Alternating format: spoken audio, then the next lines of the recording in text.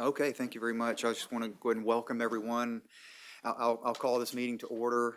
Unfortunately, it doesn't look like we have the necessary quorum to have, I guess, an official meeting, but I think we can still use this time to maybe have a discussion. Sure. So I just learned of a new program at the Clay County Jail that I don't know if it's got an official name yet, but maybe Yes, we're I kind of do have calling an it Mini official name. Matrix, but what do you want to call it, So Patty? our official name, whoops, wrong glasses, is called Unlock Recovery. Okay, I like that. Unlock recovery. What I did is I have a procedure here that I'm going to use, and I'd like to give it to you guys. Oh, thank you so much. Take a look at that. Um, this has been a very, very long time coming. It has. Those of you who, I mean, I've been here like 8.5 years, and I've been fighting it like for 7.5 years. So I'm happy about getting it. My intention is to open it up not just to people who have an opioid and substance abuse problem, but also who have a substance disorder. They just wouldn't be getting the Vivitrol shot if they don't have an opioid or alcohol problem. So we are going to open it up to that. My biggest hope right now is to be able to work with all of you as part of their sentence. If you're sentencing someone to 6 months or 7 months and they have an opioid problem or they have an alcohol problem, to work with you guys to, that be part of their sentence. Like, hey, they got to complete this program. I really want to, get people out on the street and giving them, a good chance. Part of if you take a look at that on Fridays, I'm going to be doing a reentry program for them that's going to include life skills, anger management classes, emotional regulations. I was just talking to Angela just now. I was in Seminole County yesterday, and they have a pretty big reentry program. And part of their program is getting the inmates federal bonding, which means that when they go out to work for somebody, they are bonded for 6 months. So if they do steal, that the employer is covered. So I'm going to be working to do that too. So we're going to be doing Thinking for a Change on Mondays and Wednesdays. On Tuesdays, we're going to be having a substance abuse class. On Thursday, it's going to be group counseling. And we're also going to have a peer support specialist available to them as well. And then Friday, doing reentry. The Vivitrol is going to be supplied by Clay Behavioral. The nurses at the jail are going to be the ones that are going to administer this. So I don't know what else more I can tell you. I'm anxious to get started. I'm waiting. They're actually building me a room for this program, so I'm really happy about that. They're dividing one of my multipurpose rooms in half, so I have that space every day of the week to utilize this program. So, yay. And you need somebody to be sentenced at least 6 months? I would like to have them at least have 6 months because that will give them 6 months of shots. For those who have, the opioid or the alcohol problem. Anyone else, whatever their sentence is, they can be part of this program. But if you're going to get the injection, 6 months. 6 months is yes. what we're looking for. Yeah, because I'd really like to have them, have the 6 shots, 5 at the minimum, to just give them a really good start. Right. And then they'll be turned over to Clay Behavioral for aftercare. Will it be like a rolling admission, or will it be kind of groups as that they go through the program? So this is something that I have to work out for myself. It has to be a rolling program because if you're sentencing someone to 6 months today, they really need to get started on that program immediately. And so it has to be a rolling program. My only problem is Thinking for a Change is specifically set up in modulars. But I just learned of a new program that takes the last part of Thinking for a Change. For those of you who aren't familiar with Thinking for a Change, the last part of the program kind of ties in everything. It ties in social skills. It ties in, your thinking and problem solving. So this new program, I have to get the training. So after this, I'm gonna go and ask for some money to take the training, because then this way, then everyone can be on different modulars and it's not really gonna matter. But with Thinking for a Change, it's kind of you know, it's set up step by step by step. So, but yes, we have to have a rolling program. We have to. Is there a recommended period of aftercare? What's like a minimum amount you? That would be a question for Clay Behavioral. I honestly cannot answer that question, but they will be turned over to Clay Behavioral. Okay, all right. Or the people that don't, you know, necessarily have the opioid or the alcohol, they may be turned over to groups for aftercare for those who have a different substance disorder. But I'll give them the option of Clay Behavioral or groups. Okay, and I know that the dependence comes in all shapes and forms and, you know, intensities. How soon can someone start this program if upon arrest? I mean, immediately, 30 days upon arraignment? For them to be part of the Vivitrol, to get the Vivitrol, they're going to have to be sentenced. Okay, They're gonna have to be what? sentenced. Sentenced, yeah. Okay, That you know that they'll be evaluated, they'll be assessed by Clay Behavioral, you know, prior to entering into the program. okay, all right. And I see there it's a grant funded, that's for the Vivitrol. Yes, sir. Is that a federal grant, state grant? It was the grant from the pharmaceutical Oh, it's companies, that settlement. Okay. If we were advising the defense attorneys, who should they contact to start the evaluation process before the sentencing? For me. Okay, perfect. Yeah. I'm hoping that I can make an arrangement to do a lunch and learn for everyone, the PDs and the state attorneys and the judges, if they would like, just to, you know, tell them about this program and, you know, so we can work together. Yeah, absolutely. You've got my email. So as soon as you want to put something together, then I'll make sure that our felony attorneys will be available for it. Sir, thank you.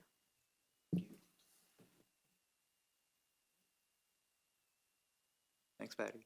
You're welcome.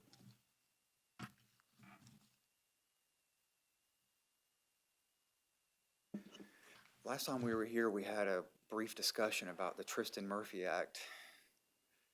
And told us you might have some information about that. I don't have any. No more? Okay. I mean, I know that Jennifer Bradley was one of the champions, Mhm. was one of the champions of it. I'm sorry. I didn't realize my mic went on. I usually turn it on and leave it on, so I apologize. So Senator Bradley was one of the champions of that act, but as far as the details of how it would apply for you all, I don't have those specifics.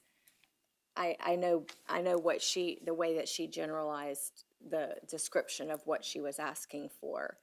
But how it would apply in your world is probably more in-depth than I should give you advice on. Okay, no, I appreciate that. I think I'm misunderstood. But it sounds like a really great program for those suffering from mental health. Although last night at the sheriff's net meeting, they were saying that they feel like just about everyone who comes through the doors of the jail really has some kind of mental health struggle, or maybe, yeah. So, but I guess there's a difference between kind of, you know, that he was a diagnosed, I think, schizophrenic and really needed intensive treatment versus the person who maybe is struggling with depression or anxiety or something like that. I don't know. Yeah, there is a video available. It's kind of like a mini documentary of Tristan Murphy's struggles and then ultimately his death, sadly, and which prompted, the pushing of this act, this new law. I would encourage everyone to kind of go look at that. You can just Google Tristan Murphy, and there will be I watched it a couple of weeks ago, and it was pretty moving, pretty moving. I'm sure it's a real challenge for you all and maybe for the judges as well, I know, and also for the jail staff. I happen to represent right on the county line, Bradford and Clay County line, and there was a person who was accused of crimes in Bradford County, I think ended up being arrested in Clay County, and so had to go back and forth. And the scuttlebutt on social media was that he had some pretty significant mental health challenges that Clay County wasn't sympathetic to, and they alleged that Bradford had been, or vice versa, one of the two. And as I'm reading all of this, and of course, none of these people who are commenting are providers and experts in anything except for social media. And but I'm reading it and thinking, what a tangled web this is, that, you all go down trying to make the right decisions to follow the law and to make the right decisions to protect the corrections workers, your staff, and also the inmate. And so I really truly sympathize. I didn't have an appreciation for that. I don't think the general public has an appreciation for what you all have to go through to try to navigate these I guess kind of treacherous waters. I think one of the toughest things we, as the criminal justice community, have to struggle with is the general skepticism from the public about how much of a problem it is, and what we have to deal with. It's got to battle that skepticism every day. I have a outline of the Tristan Murphy Act. I mean, if you want me to email it to you, I can. It's just a basic, what it hopes to accomplish. Okay, yeah, sure. I'll email it to everyone. Importantly, I think it provides for what we're already doing here in the county for county and circuit court divisions, is a pretrial intervention for mental health court and veterans court. So we're already doing a lot of what it's recommending, but it also looks like it provides, or has the potential to provide, grants for training for 911 operators and EMTs, as well as some specialized responses by emergency response teams and crisis intervention teams, and training for them, for those. So I think it's very important that the intervention begin at ground zero when someone has to respond to a potentially dangerous situation, or maybe not so dangerous situation. The sooner the better. One thing that you bring to mind also from the Sheriff's Net meeting last night, sorry to interject this, but I think it's really important with what you just said, the point you just made about the ground zero intervention. Director McKinney said last night that some 70% of his patrol deputies are 1 to 2 years on the sheriff's office staff, that they have had some tremendous, one, they had some additional funds to hire more deputies, and so they've been doing that, and then they've had a pretty large amount of retirements. And so if you combine that with, so they're 1 to 2 years into the field, don't have a lot of experience, and now they're trying to, meet these people where they are. I think that training is critical. Yeah, I agree. Well, have any other comments? Okay. Well, along those lines, the August Clay Bar Luncheon is August 14th, and you all are welcome to come. And if they say, "Why are you here?" you can say, "Well, Whittington invited me." And they'll say, "Oh, okay." But it's going to be on the problem-solving courts. So Patty and Angela, I'd like for you both to come. So we haven't figured out how exactly the presentation will be, but I do the adult drug court. Judge Wilkinson will talk about veterans treatment court, and Judge Mileby about mental health court, which is our newest of the problem-solving courts. And she's about to have her first graduation. I don't remember when, but it's coming up soon. So, to Commissioner Condon's social media people, maybe Clay didn't do as good a job. I think it's not a perfect situation, right? And it's difficult because you gotta balance, the primary goal of sentencing is what, Mr. Murcia Bustos? Primary goal of sentencing is to punish, which Punishment. rehabilitation is the second goal. So that's our first goal, is punishment, that's per statute, but rehabilitation is also, so figuring, balancing when to do one more than the other, but having these problem-solving courts are a tremendous resource, and I think we do a pretty good job. We can always do improvement, I'm sure, and having this unlock recovery program is another great addition to trying to help folks not come back through the system, which is something we see obviously all too common. You recognize the inmates, right, because they were just here. Yeah. Especially, I think, in county court, right, because the sentences are going to be a lot lighter and they could be time served and they're right back again. Trespassing, things like that, are almost always probably mental health related to some extent, right? Or substance abuse. So I think giving them resources, if they don't take advantage of it, then they don't take advantage of it, but I think it's important for us to offer them. So maybe we can have some more success with this legislation. This is new, Well, it's gonna go into, effect October 1st. October 1st. Yeah. All right, we'll see if we can take advantage of it. I know, and part of it, sorry. There's a section that requires if someone has been deemed incompetent to proceed, and now competent, and if they receive a probationary sentence, it's mental health evaluation and treatment is a required condition of it. So, something we're gonna have to keep mind of. And reminding each other of. Exactly. Well, and that can be in and of itself a difficulty, because not unlimited resources for mental health. I mean, Clay Behavioral, they often have wait times, and they try not to, but there are not a lot of mental health counselors out there. It's not exactly the most lucrative field. No. So I think that that could be a real challenge for you, as far as, I would imagine, for somebody to get whatever qualifies as treatment in the time period that they need to, might be a challenge. I don't know.